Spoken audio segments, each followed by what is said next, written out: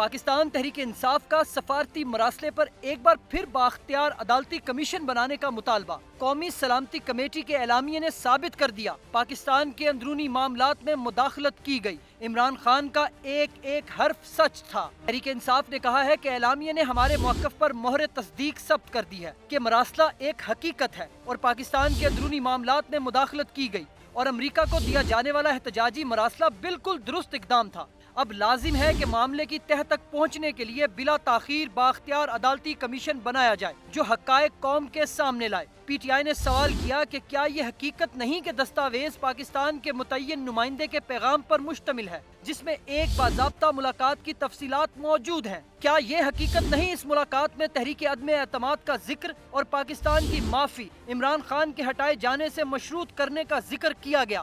کیا قومی سلامتی کمیٹی نے اسے پاکستان کے داخلی معاملات میں مداخلت قرار نہیں دیا اور سابق سفیر کے مشورے کی روشنی میں مذکورہ ملک کو احتجاجی مراسلہ دینے کا فیصلہ نہیں کیا؟ تحریک انصاف نے کہا ہے کہ مندرجہ بالا نکات کے تعین کے لیے تحقیقات کی جائیں اور بیرونی دھمکی اور مقامی کرداروں کے مابین حقیقی گٹھ جوڑ کا سراغ لگایا جائے۔